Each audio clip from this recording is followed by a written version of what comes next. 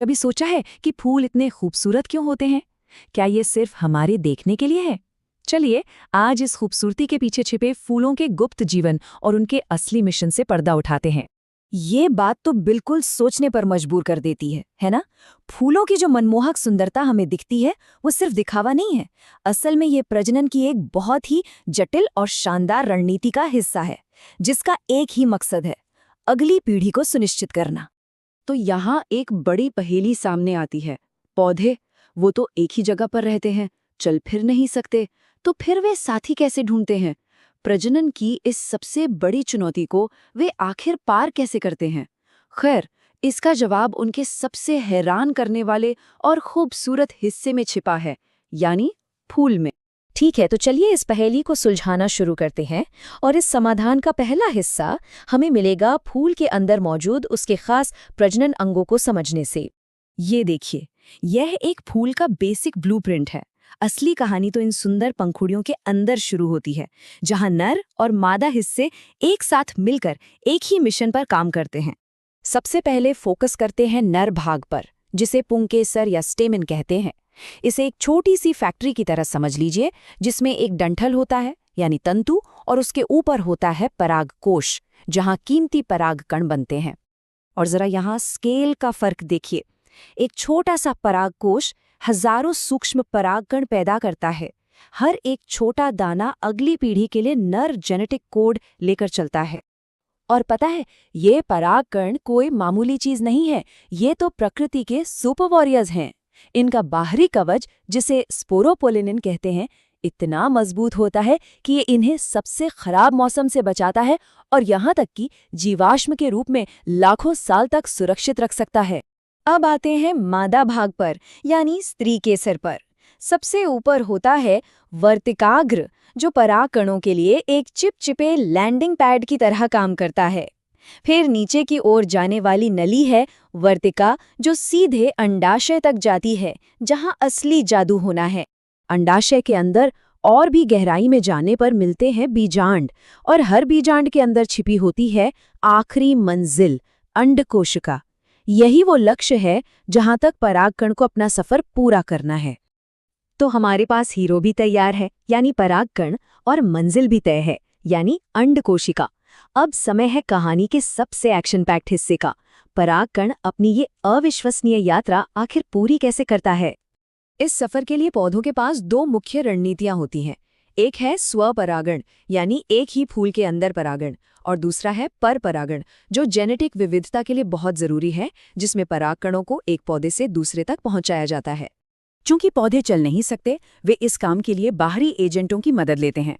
कुछ पौधे हवा और पानी पर भरोसा करते हैं, लेकिन ज्यादातर अपने परागकणों को ले जाने के लिए मधुमक्खियों, तितलियों, पक्षियों और यहाँ तक कि चमगादड़ों जैसे जानवरों को काम पर लगाते हैं। और यहाँ देखिए कि फूल अपनी रणनीति के हिसाब से कैसे ढल जाते हैं।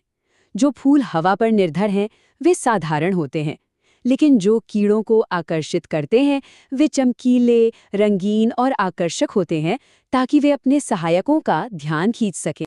ये एक तरह का सौदा है। परागण करने वाले जानवर ये काम मुफ्त में नहीं करते। बदले में फूल उन्हें मीठे रस या पोषक पराग के रूप में इनाम देते हैं। इसमें दोनों का फायदा है। अब कहानी के उस हिस्से में चलते हैं जहां असली एक्शन होता है। चलिए देखते हैं कि जब एक परागकण अपनी मंजिल पर पहुंचता है तो माइक्रोस्कोपिक लेवल पर क्या होता है। लेकिन हर परागकण को अंदर जाने की इजाजत नहीं मिलती।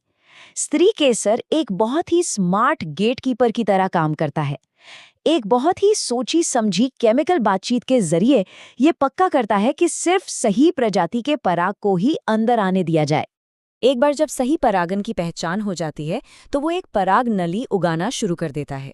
ये नली वर्तिका के जरिए नीचे की ओर अपना सफर शुरू करती है और केमिकल सिग्नल्स को फॉलो करते हुए अंडाशय में बीजांड की तरफ बढ़ती है। ये कमाल के माइक्रोस्कोपिक इमेज इसी दौड़ को दिखा रही है।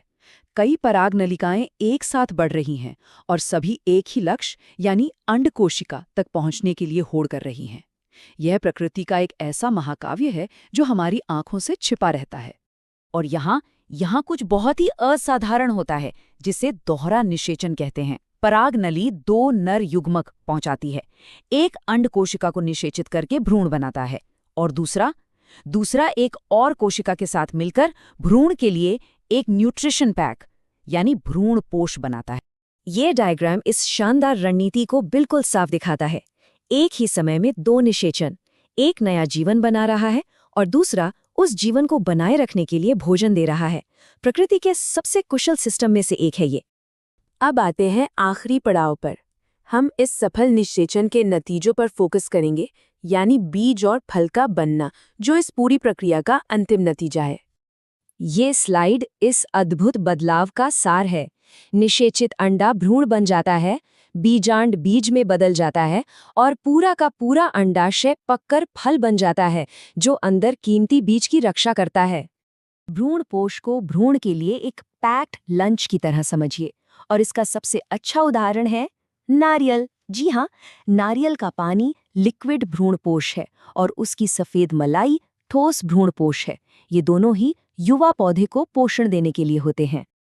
तो अगली बार जब कोई फूल दिखे या किसी फल का स्वाद चखें, तो उस अविश्वसनीय यात्रा को याद करें जिसने इसे मुमकिन बनाया है। वो सिर्फ एक पौधा नहीं है, बल्कि जीवन की एक जटिल और खूबसूरत कहानी है।